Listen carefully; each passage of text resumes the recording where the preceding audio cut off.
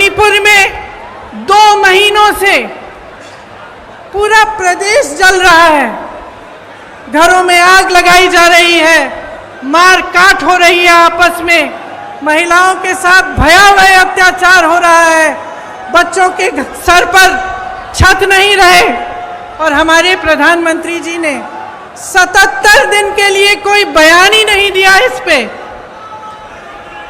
वहां पे एक्शन लेना छोड़िए, एक लफ्ज नहीं कहा। कल मजबूरी में, क्योंकि एक इतना भयावह वीडियो वायरल हुआ कि वो फिर चुप नहीं रह पाए, तो मजबूरी में कल एक बयान दिया उन्होंने, एक वाक्य बोला, और उस वाक्य में भी राजनीति घोल दी। उस वाक्य में भी उन्होंने उन प्रदेशों का नाम ले लिया जिसमें विपक्ष की सरकार है। तो मैं आपसे पूछना चाहती हूं कि ये जन आक्रोश लिखा है, ये जन आक्रोश किस बात का? ये जन आक्रोश आपके ही मुद्दों पर है कि नहीं है? और यहां खड़े होकर मैं भी इस 30 मिनट के भाषण में 10 मिनट प्रधानमंत्री जी की आलोचना कर सकती हूं। 10 मिनट के लिए मैं ये कह सकती हूं कि कितनी घोषणाएं, नकली घोषणाएं की, कितने घोटाले किए, कितने नाटक करते हैं शिवराज जी। और मैं 10 मिनट के लिए सिंधिया जी के बारे में भी बोल सकती हूं कि किस तरह से अचानक उनकी विचारधारा ही पलट गई। लेकिन आज मैं यहां आपका ध्यान भटकाने के लिए नहीं आई हूं, मैं आपके मुद्दों पर बात करने आई हूं। और आज जो सबसे बड़ा मुद्दा है आपका, मैं जानती हूं क्या है, महंगाई का मुद्दा है। सबसे बड़ा मुद्दा आज महंगाई है। और मैं सिर्फ सब्जी, फल, आटा, गेहूं, इस सब की मैं महंगाई नहीं कह रही हूं। ये तो है ही, जब टमाटर 150 रुपए में आप खरीद नहीं सकते तो ये तो है ही। लेकिन इस महंगाई से किस तरह आपकी कमर तोड़ी जा रही है उसकी बात कर रही हूँ। मैं वो बात कर रही हूँ कि जब घर में इतनी बारिश हो रही है, आजकल छत से कुछ पानी गिर रहा है, आपको मरम्मत करवानी है, वो मरम्मत महंगी हो गई है। आपको किसी के घर जाना है, कुछ ले जाना है उनके लिए, वो खरीदना मुश्किल हो गया है। आपके बच्चों की फीस भरना मुश्किल हो गया है। इतनी बारिश में जो बच्चे स्कूल पाठशाला तक जा रहे हैं उनके लिए छाता खरीदना मुश्किल हो गया है। आपके पूरे जीवन पर एक बहुत बड़ा बोझ बन गई है ये महंगाई। तो ये सिर्फ टमाटर के भाव की बात नहीं है, ये बात आपके जीवन की है कि किस तरह आप गुजारा कर पा रहे हैं, मैं समझ नहीं पा रही हूँ। मेरी बहनें यहाँ बैठी हैं, सबसे बड़ा बोझ इन पर है, समाज का बोझ, महंगाई का बोझ मेरी बहनें उठाती हैं सबसे ज्यादा। आज रसोई के लिए सामान खरीदना है, तेल खरीदनी है, वो भी नहीं मिलती। गैस का सिलेंडर मिलता तो था, उसमें गैस भरना ही मुश्किल हो गया है। आज आपको खरीदने जाना है तो 1000 रुपए से कम नहीं मिल रहा। बच्चों की परवरिश कैसे होगी? सुबह उठ के आप अगले दिन का सामना कैसे करते हैं? कोई बीमार पड़ जाता है तो घबराहट उनकी भी होती है और इस बात की भी होती है कि मैं दवाई कहाँ से खरीद के लाऊं। घर पे बीमार पड़ा है लेकिन दुकान जाकर इतनी महंगाई है कि दवाई ही नहीं मिलेगी, मैं क्या करूं? आज ये है आपकी परिस्थितियां। तो इस बीच मुझे उचित नहीं लगता कि यहां आकर मैं फिजूल की बातें करूं, मैं दूसरों की बार बार आलोचना करती रहूं। मुझे ये उचित लगता है कि हर चुनाव में, हर प्रदेश में, हर गांव में, हर मोहल्ले में जब कोई नेता जाता है तो उसे जनता के मुद्दों पर बात करना पड़ेगा, उसको बताना पड़ेगा कि ये महंगाई क्यों है, कि महंगाई के साथ साथ इतनी बेरोजगारी क्यों है, कि एक ऐसी सरकार क्यों है आज हमारे देश में जिसने पूरी की पूरी देश की संपत्ति 1 या 2 बड़े बड़े बिजनेस वालों को बेच दी। जहां से आपको रोजगार मिलता था उन कंपनियों को जब इन्होंने अपने मित्रों को सौंपा तो उनको मालूम होगा कि आप बेरोजगार होंगे। आपको रोजगार कहाँ से मिलता था? पीएसयू से मिलता था, बड़ी बड़ी जो सरकारी कंपनी थी उनसे मिलता था।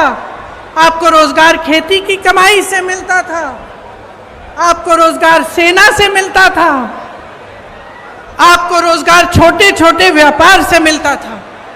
आज परिस्थितियां क्या हैं? जो बड़ी बड़ी कंपनियां हैं वो तो सारी सौंप दी इन्होंने अपने दोस्तों को।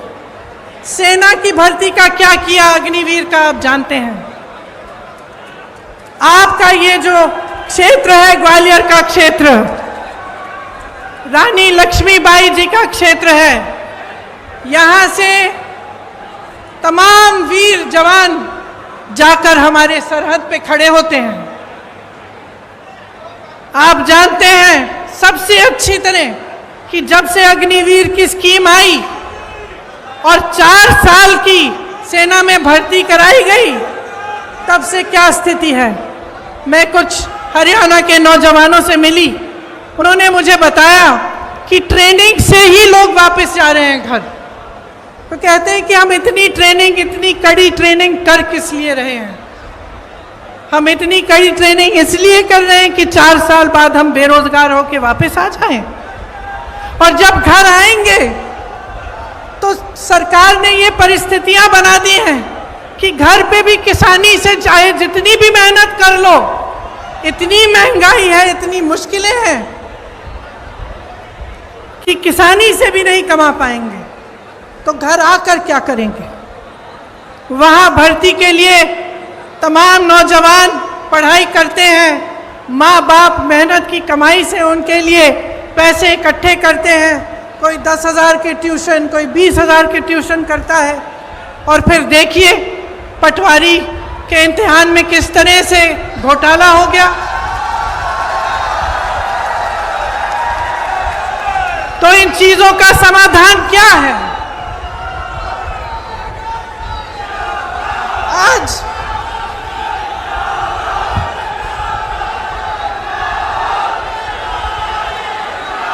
शर्म की बात है, शर्म की बात है कि सिर्फ मात्र सरकारी जो नौकरियां हैं मात्र 21 दी गई हैं पिछले 3 सालों में। 2018 में जब हमारी सरकार बनी थी तब इन्होंने सरकार गिराई। उससे पहले इनकी सरकार 10 सालों से चल रही थी, उससे ज्यादा। आज 18 सालों से इनकी सरकार है और ये परिस्थितियां हैं। तो चुनाव के पहले ये कहने का क्या फायदा है कि हम फलां स्कीम बनाएंगे, हम महिलाओं को कुछ देंगे, हम नौजवानों को रोजगार देंगे। क्या फायदा है? 18 साल से तो आप सरकार में रहे हैं, तब तो आपने कुछ दिया नहीं।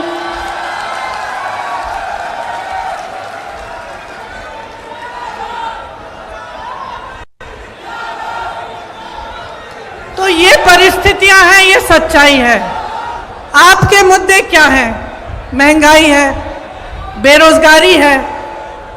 जिस तरह से ये घोटाले पे घोटाला होता जा रहा है, जिसकी बड़ी लंबी लिस्ट है, यहाँ मेरे पास निकालते हूँ क्योंकि इतनी लंबी है कि इतने सारे याद भी नहीं रह पाते।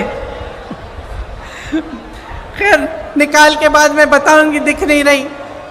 तो इन्होंने इतने सारे घोटाले किए, कुछ नहीं छोड़ा, सड़कें नहीं छोड़ी, कुछ नहीं छोड़ा, भगवान की मूर्तियां नहीं छोड़ी महाकाल में।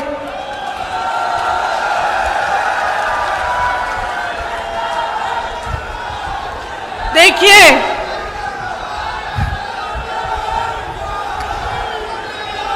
एक बात है, देखिए 2 बातें।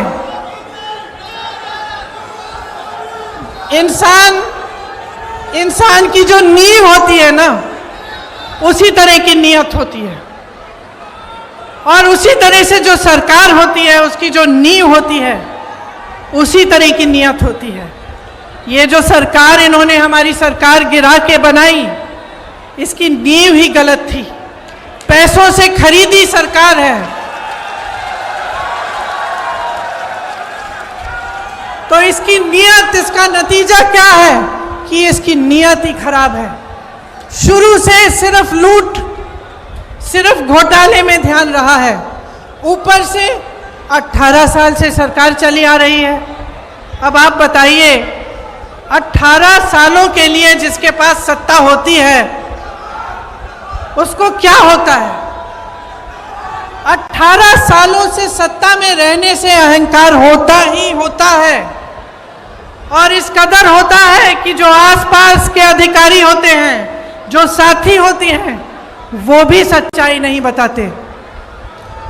तो 18 सालों में नेताओं की ये आदत अक्सर हो जाती है कि वो सोचने लगते हैं कि सत्ता तो हमेशा ही उनके साथ रहेगी, और जब हमेशा सत्ता साथ रहेगी तो काम करने की क्या जरूरत है भैया? कोई पूछने वाला तो है नहीं। जब समय आएगा ध्यान भटका देंगे, जब समय आएगा दूसरी बातें कर लेंगे जिससे जनता के जज्बात जुड़े हुए हैं। फिर से जनता भूल जाएगी कि महंगाई है, जनता भूल जाएगी कि बेरोजगारी से मर रही है, जनता भूल जाएगी कि किसान खेती नहीं कर पा रहा, कुछ खरीद नहीं पा रहा, पेट्रोल डीजल के दाम इतने बढ़ गए हैं, और फिर से हमें वोट मिल जाएगा। 18 क्या 5 साल और हम सत्ता में रहेंगे, हमें कुछ करने की जरूरत नहीं है। और आज मध्य प्रदेश में यही परिस्थितियां हैं। सत्ता की वजह से अहंकार है, सत्ता की वजह से आलस है, और सुन लीजिए, सत्ता का स्वभाव है कि वो इंसान की भी असलियत उभार देती है। ये सत्ता का स्वभाव है। आप सत्ता को एक नेक इंसान के हाथ में दो, वो भलाई करेगा, आपकी सेवा करेगा। आप सत्ता को गलत इंसान के हाथों में दे दो तो इसी तरह की लूट मचेगी जो आपके प्रदेश में आज मच रही है।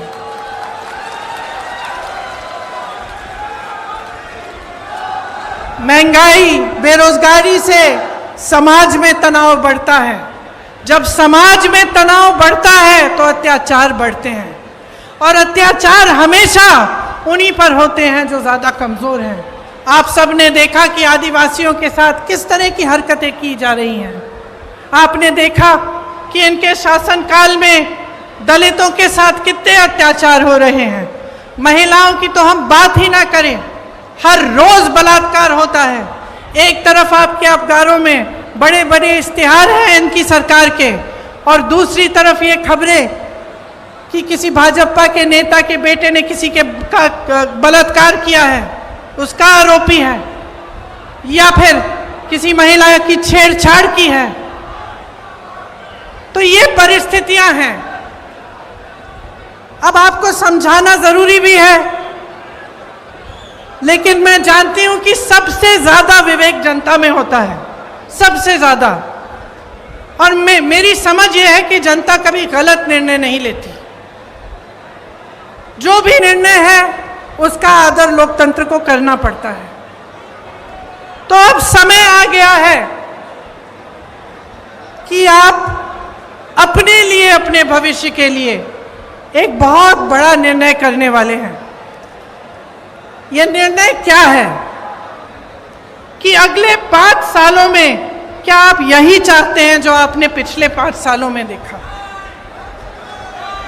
और इस विषय में मैं आपसे पूछना चाहती हूं, मेरे नौजवान भाई बहन, बताइए आप में से कितनों को रोजगार मिला है?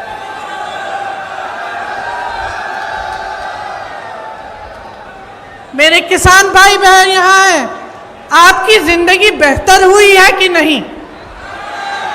नहीं हुई? 5 सालों में आपकी तरक्की हुई है कि नहीं? यहां व्यापारी होंगे, छोटे दुकानदार वाले भी होंगे, रेहड़ी पटरी वाले भी होंगे। क्या आपके जीवन में तरक्की आई है कि नहीं? आप कितनी मेहनत से कमाते हैं, कुछ नहीं बचता आपके पास। और जो आप पर सत्ता है, जो जिनके पास सत्ता है, जो आप पर राज कर रहे हैं, आलस के बावजूद घोटाले पे घोटाले कर करके कमा रहे हैं। बड़े बड़े आलीशान महल हैं उनके, बड़े बड़े बिजनेस वालों के साथ घूमते फिरते हैं, लेकिन आपके पॉकेट में, आपके जेब में एक पाई नहीं बचती। आज ये अभाव है तो इसलिए है क्योंकि आप जागरूक नहीं बने हैं। मैं आप ही को दोषी ठहराऊंगी कि आपकी जागरूकता में कमी है। आप नेताओं से सही सवाल कर नहीं रहे हैं। आप नेताओं से पूछिए कि इतने घोटाले क्यों हो रहे हैं, कि आपने 22,000 घोषणाएं की, उसमें से क्या आपने 2,000 भी पूरी की? आप क्यों नहीं पूछ रहे हैं कि ये 20-25 घोटाले, इनकी जो लिस्ट है ये हर रोज बढ़ती कैसी चली जा रही है?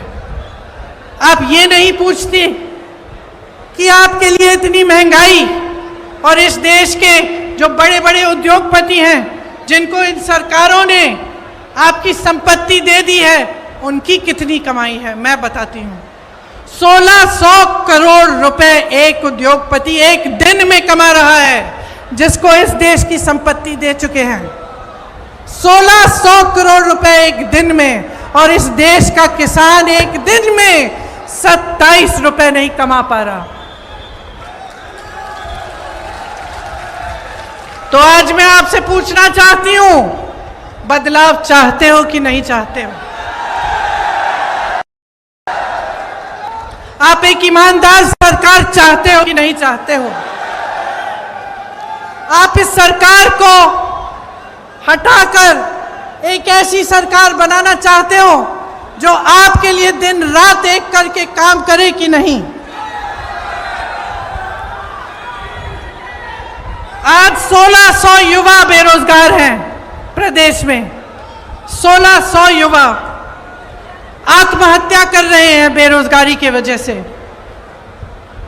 युवा जो होता है वो आशा रखता है, महत्वाकांक्षाएं होती हैं उसकी, माँ बाप के लिए कुछ करेगा, कमाएगा, घर में जो बच्चे हैं उसकी परवरिश करेगा। आज वो सारे सपने तोड़ दिए हैं। क्या आप ऐसी सरकार चाहते हैं जो रोजगार दिलवाए, जो आपको मजबूत बनाए, जो मध्य प्रदेश के नौजवानों को अपने पैरों पे खड़ा करे कि नहीं? मैंने उत्तर प्रदेश में एक नौजवान से पूछा कि बेटा, ये जो राशन की बोरी तुम्हें दी जाती है, तुम्हें ये चाहिए कि तुम्हें नौकरी चाहिए? मैं सबसे पूछती थी, एक ऐसा नौजवान नहीं था जिसने कहा मुझे राशन की बोरी दो। एक नहीं था। जितने भी नौजवान थे, चाहे जितने गरीब हों, चाहे छोटे छोटे से घर में रहते हों, वो सब कहते थे हमें रोजगार चाहिए, हमें नौकरी चाहिए, हम अपने पैरों पे खड़े होकर अपने परिवार के लिए खुद कमाना चाहते हैं। और इस सरकार ने आपको निर्भर बनाने का काम किया है। आपको राशन पर निर्भर करेंगे या आपको अपनी फालतू की स्कीमों पर निर्भर करेंगे जिसमें आपको कुछ मिलता भी नहीं है, लेकिन आपको रोजगार नहीं दिलवाएंगे, आपको अपने पैरों पर खड़े होने का काम नहीं करने देंगे। इसीलिए कांग्रेस जो है वो आपके लिए कुछ वादे, कुछ गारंटी लाई है।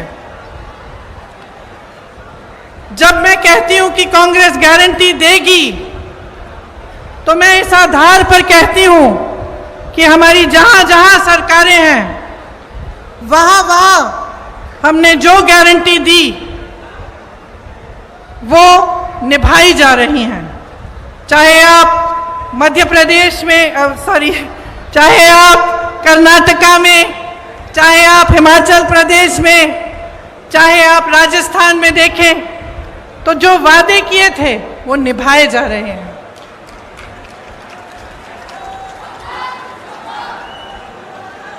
राजस्थान में, छत्तीसगढ़ में, हिमाचल प्रदेश में पुरानी पेंशन की स्कीम लागू है।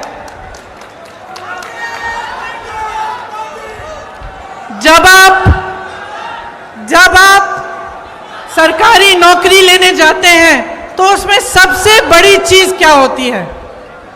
जीवन के लिए सुरक्षा। मतलब कि नौकरी 20-25 साल नौकरी करने के बाद आपको पेंशन मिलेगा, आपको एक सहारा मिलेगा।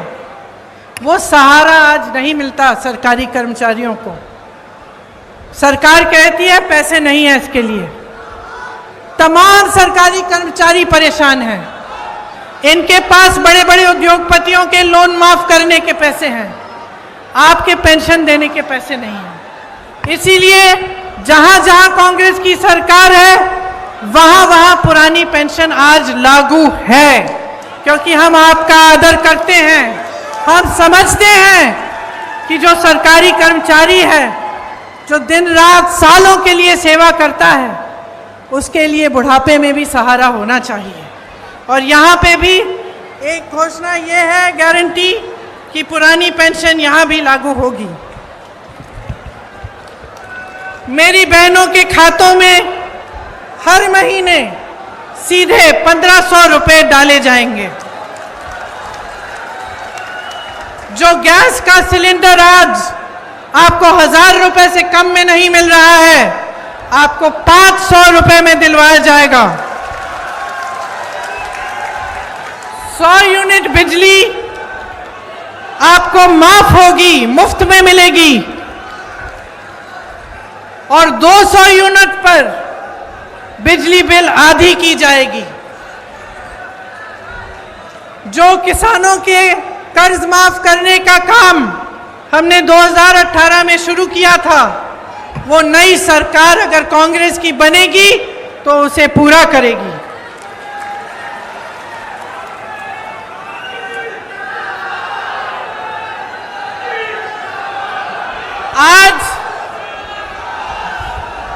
आज छत्तीसगढ़ में कांग्रेस की सरकार है, 2600 रुपए धान मिल रहा है। 2600 रुपए आपको मिलते हैं धान के लिए। जहां पे हिमाचल में हमारी सरकार है, वहां जो वादे किए उनको पूरा करने का काम शुरू है। कर्नाटका में कहा था कि महिलाओं को बस में यात्रा मुफ्त में मिलेगी, आज महिलाएं मुफ्त में यात्रा कर रही हैं। तो इस बार मध्य प्रदेश में मुझे लगता है कि प्रचंड बदलाव की लहर है। और मैं आपसे आग्रह करती हूं कि प्रचंड बहुमत से आप इस बार कांग्रेस को जिताइए।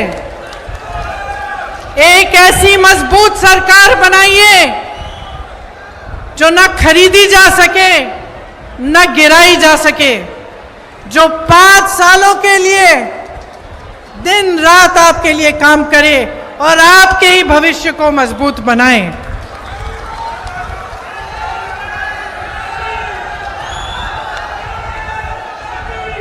एक ऐसी राजनीति लाइए अपने प्रदेश में जो आपके भविष्य को मजबूत बनाने के लिए आपकी समस्याओं को सुलझाने का काम करे।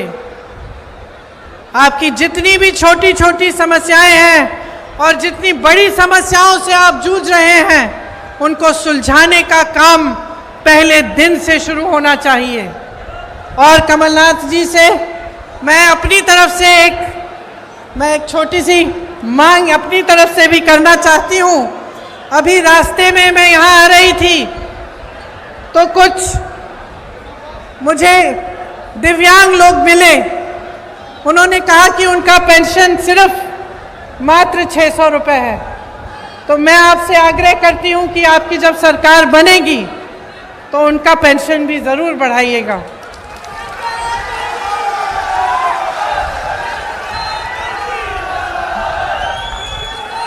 देखिए, ये ग्वालियर चंबल की धरती है। जैसे मैंने कहा, झांसी की रानी की धरती है। बड़े बड़े यहाँ से महापुरुष हुए, अपने क्षेत्र के लिए, अपने देश के लिए, अपनी जनता के लिए जी जान एक की। ग्वालियर चंबल बारे अब की जी मामा जी की भ्रष्ट सरकार बदलबे बारे है। बोलो, बदलबे बारे है ना? ठीक बोल रही हूं? और बोलो आपकी भाषा में, एक बार हमारे संगे जोर से बोलो, भाजपा जाए बेबारी है, कांग्रेस आए बेबारी है, भाजपा जाए बेभारी है, कांग्रेस आए बेभारी है। और आप सबको धन्यवाद देना चाहती हूं कि इतने समय से आपने मेरा इंतजार किया, मेरी बातों को आपने ध्यान से सुना। मैं आशा रखती हूं कि आप इन बातों को भूलेंगे नहीं, और चाहे जिस भी पार्टी का नेता आपके सामने आए, मंच पे खड़ा हो, आप उससे ये जरूर पूछिए कि आपके मुद्दों पे बात करें और आपके लिए वो क्या करेंगे। तो आप सबको बहुत बहुत धन्यवाद।